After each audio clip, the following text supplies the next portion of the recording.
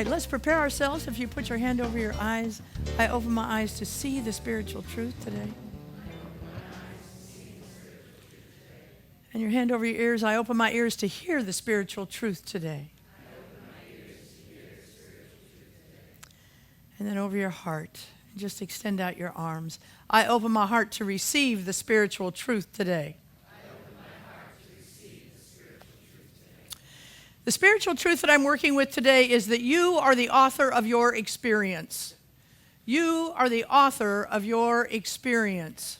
Now notice, I did not say that you are the author of everything that happens to you in your life. I don't want to talk today about whether that car that hit you was your consciousness or whether the company that you work for that reorganized itself and reorganized you right out of a job. I don't want to talk about whether the person, your spouse of 20 years who left you, why that was. I don't want to talk about any of that. It might be a worthy thing for you to look at on your own another time. I might even talk about it another time. But right now, today, that's not what I want to talk about. In fact, our founder, Ernest Holmes, he would say this: why is an invalid question? Why is an invalid question?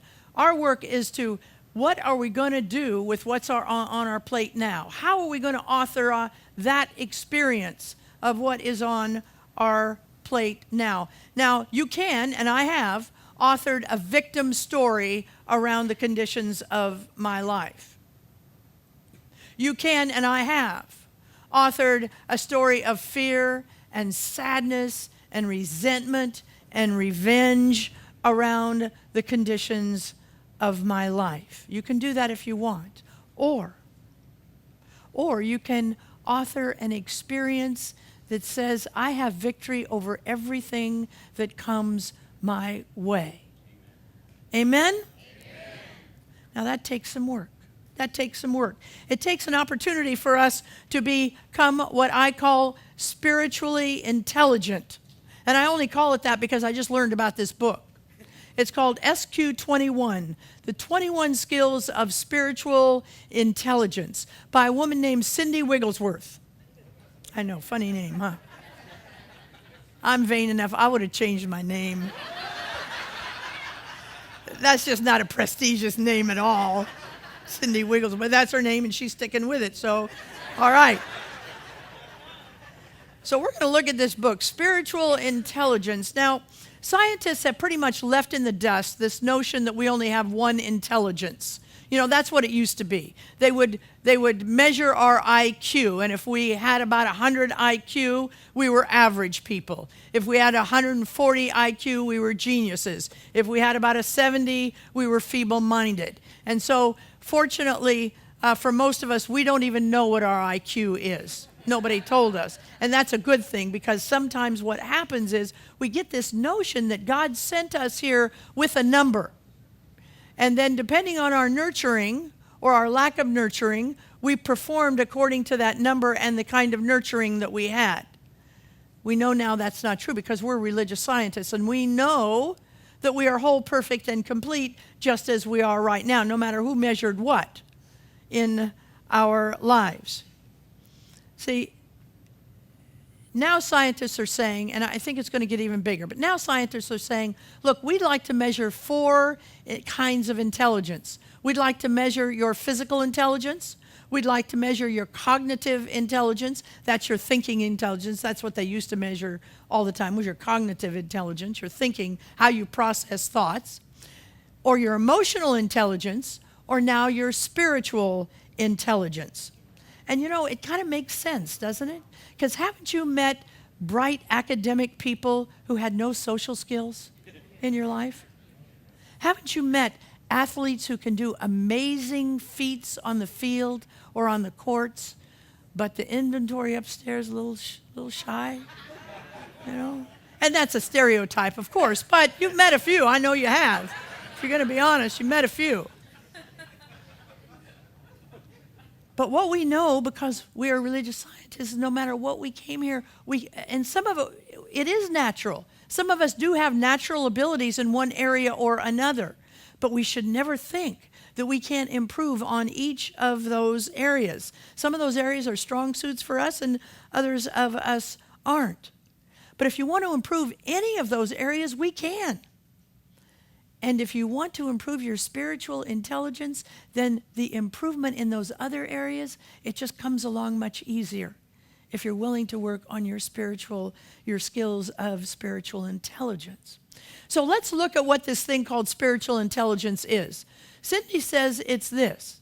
She says it's the ability to behave with wisdom and compassion while maintaining inner and outer peace regardless of the situation. It's our ability to behave with wisdom and compassion and maintain inner and outer peace regardless of the situation. I want that. I don't know about you, but I want that.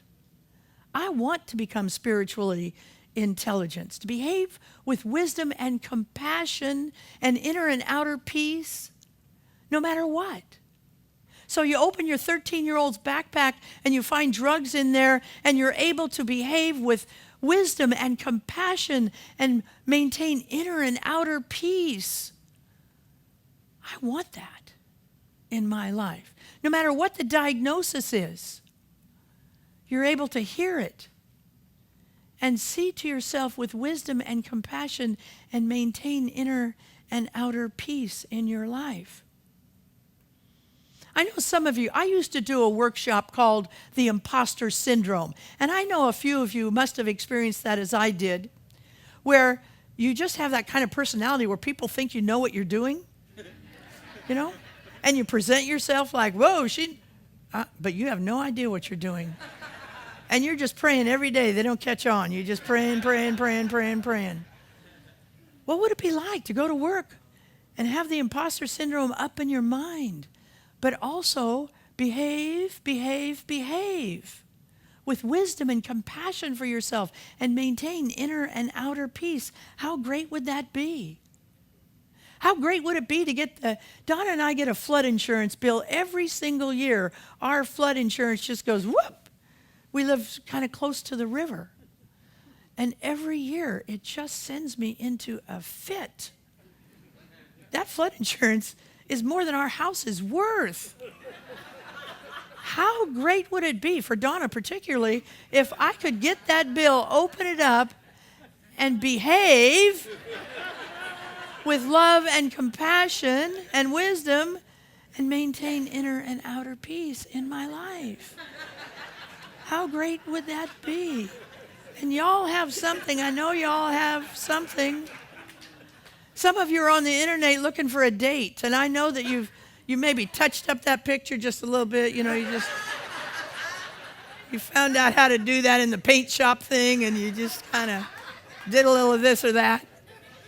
And you finally clicked on somebody, and now you're going to go have coffee with them, and you remember, oh my God, I touched up the picture.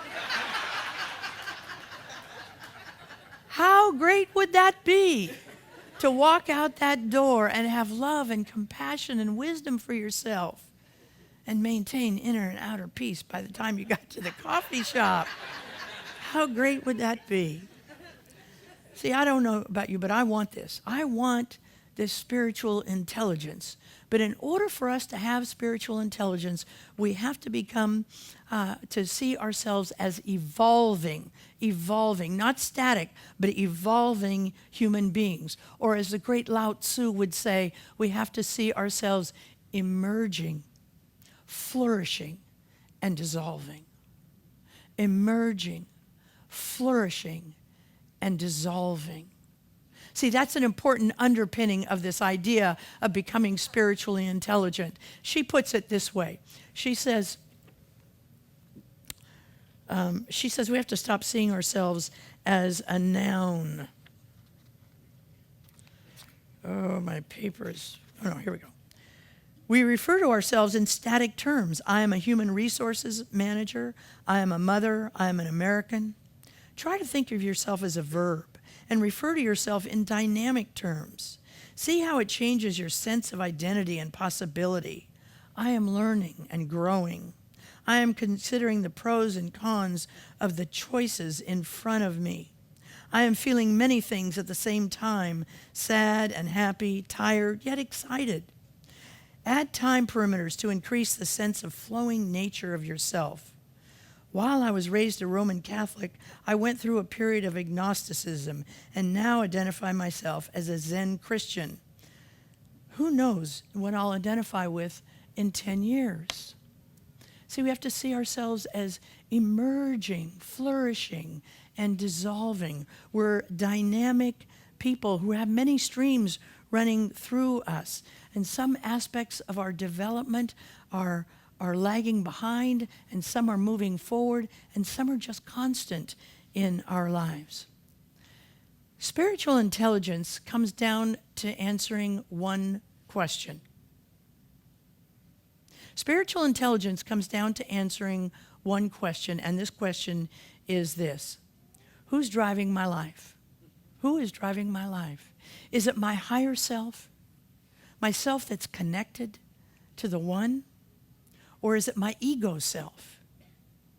Or worse yet, is it somebody else's ego self that's driving my life in my life? See, if you're willing to keep this one question before you, who's driving my life? Then we're ready.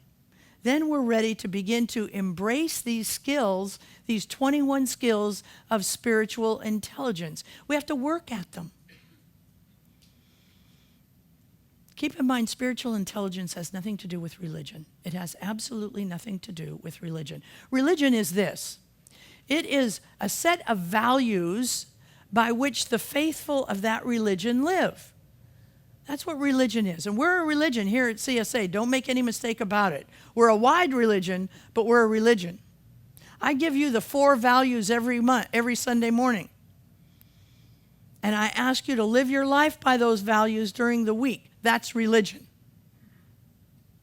You don't even have to be spiritual, however, to embrace the 21 skills of spiritual intelligence. A person who is spiritual is a person who is committed to knowing that there's something bigger than they are on the planet. That's what a spiritual person. You don't have to be either one. You don't have to be religious. You don't have to be spiritual. These are very practical ways of becoming spiritually intelligent in our lives. I'm going to talk about 4 of them today, 3 or 4 of them today. There are 20. I don't know how long I'll keep this series going. Could end next week, could be 3 weeks, could be a month, I don't know. But today we're going to talk just about 3 of them. And the first set of these 3 are under the heading of becoming aware of who you are. That's what this church is named, spiritual awareness, becoming aware of who you are. Not mastering them, just becoming aware of who you are. And the first one is become aware of your worldview. What is your worldview? See, we see the world not as it is, but as how we are in our life. Now, she's not asking you to change your worldview. She's simply saying, get a clue as to what it is, and then decide whether you want to change it or not. Be aware. You know, one of the first books we read in our discussions around race and inclusion was this book called Why Are All the Black Kids Sitting Together in the Cafeteria? And there's a great example of how subconscious worldview happens for us in this book that I want to share with you this morning. It was written by a woman named Beverly Daniel Tatum. She said this: she was a university professor. Several years ago, one of my students conducted a research project investigating preschool conceptions of Native Americans. Using children at a local daycare center as her participants, she asked 3- and 4-year-olds to draw a picture of a Native American. Most children were stumped by her request. They didn't know what a Native American was. But when she rephrased the question and asked them to draw a picture of an Indian, they readily complied. Almost every picture included one central feature: feathers. Almost every picture in fact, many of them also included a weapon, a knife or a tomahawk. and depicted the person in violent or aggressive terms. Though this group of children, almost all of whom were white, did not live near a large Native American population and probably had little, if any, personal interaction with American Indians, they all had internalized an image of what Indians were like. How did they know? Cartoon images, particularly the Disney movie Peter Pan, were cited by the children as their number one source of information. At the age of 3, these children had already set a set of stereotypes in place. Though I would not describe 3-year-olds as prejudiced, the stereotypes to which they have been exposed became the foundation of their worldview. See, our worldview is subconscious. We don't even know it. And that's why Wigglesworth says, in order to be spiritually intelligent, you have to say, A, I have a worldview, and B, I'm going to start looking at see what it is.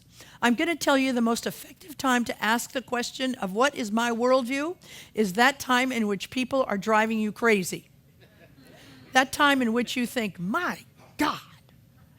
That's the time to ask yourself, is my worldview in operation here? She tells a story about she herself is an introvert. And she says the way introverts process information is they sit quietly and they read about it, and then they come to conclusions. And when they're complete, then they share their conclusions. Extroverts are those people who drove her nuts because extroverts they have to talk it through.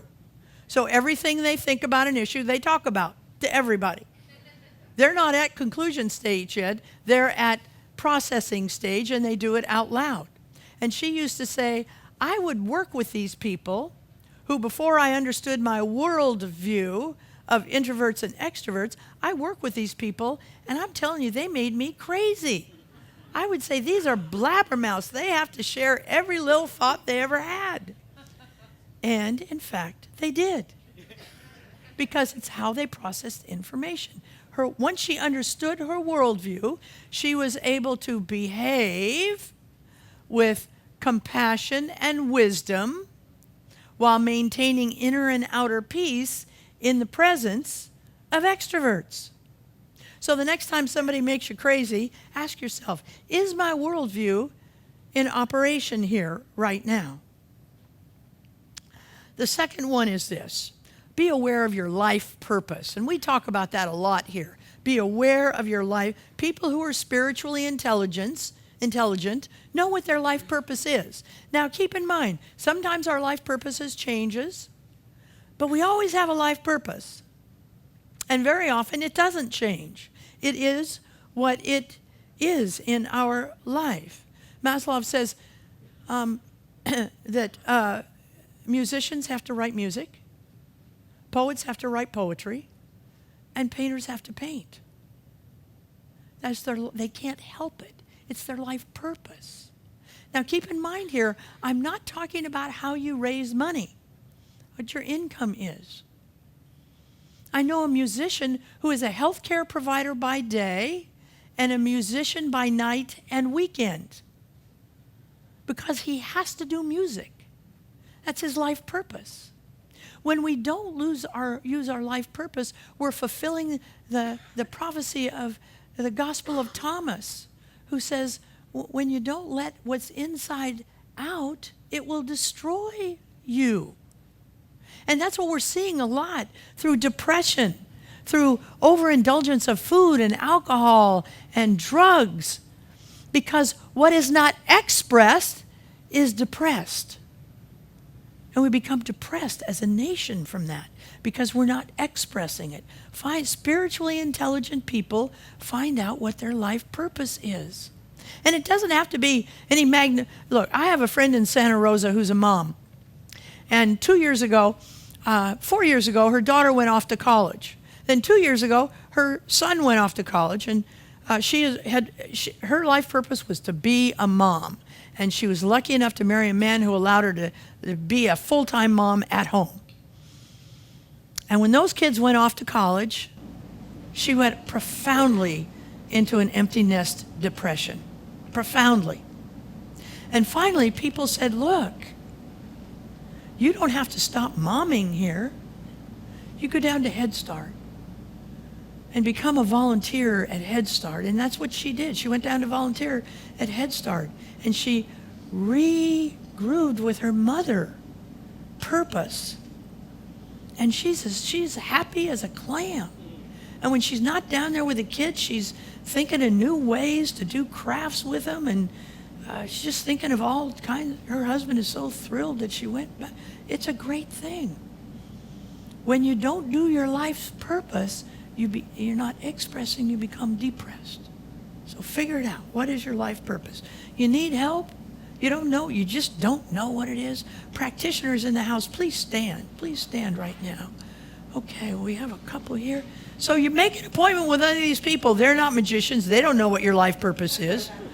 But they will help you begin to look at it. Thank you, practitioners. Make an appointment. See them. Number 3, become aware of your values hierarchy. And what I would say is this. First of all, become aware of your values. Know what your values are. Sit down at your kitchen table. Let's make sure we know what value means to us. Value is something on which that is important enough for you to base your actions and your beliefs on. Your decisions and your actions. A value is something that's important enough for you to base your decisions and your actions on. Figure out what are your values. And know that you can tumble them up. But put a priority on them.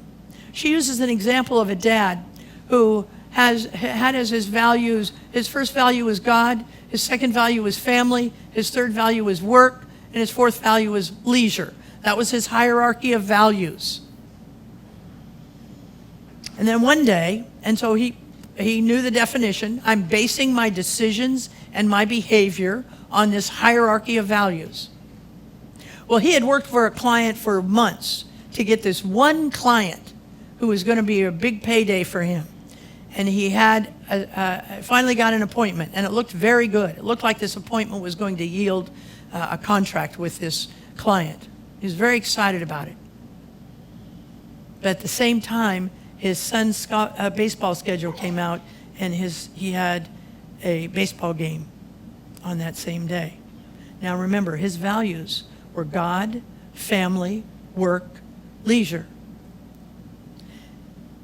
What she's asking us is to know what our values are, not necessarily to stick to those values, just to be aware of them. What he did was he said, you know what? I have to change my value structure right now. I have to flip it so I can go to this meeting and miss my son's baseball game. And that's perfectly fine. It's not so that we get locked into a value hierarchy, but so that we're aware of what our value hierarchy is. I can tell you, being aware of him making that decision, he was able to talk to that boy much differently about his decision to miss that game than if he would have just not had any values at all and just gone on happy scappy. It's very important for us to have a values hierarchy. The last one that is the last one I'm talking about today. So we have 3. These can help us. These can help us live a life closer to God. And what that means in this church is closer to our happiness, closer to our bliss. We're going to go through all 21 of them. I hope you come back next Sunday. Bring friends. Because I believe that if we can all do this, we can uplift not only ourselves and our families, but each other through these notions of spiritual intelligence. We're already a fabulous spiritual community. We're only going to get better and better and better and better. I want to tell you how fabulous we were. Last week, Tamu and her son came up here and asked us to buy birthing kits for women of Nigeria. Kenya, thank you. And she had a goal of 100. We met that goal. We met that goal. Because we're all in this together, and together we make a difference. Let's take this message into prayer. knowing that there's only one power. It's the power of love. I give such thanks for that power of love that runs through me. I give thanks for the honesty of this church. I give thanks to the Great One for always saying yes. Tell me what you want. Tell me what you want. Tell me what you want. And then believe that I can deliver. I give thanks for that. I release this word into the law, and together we say, and so it is.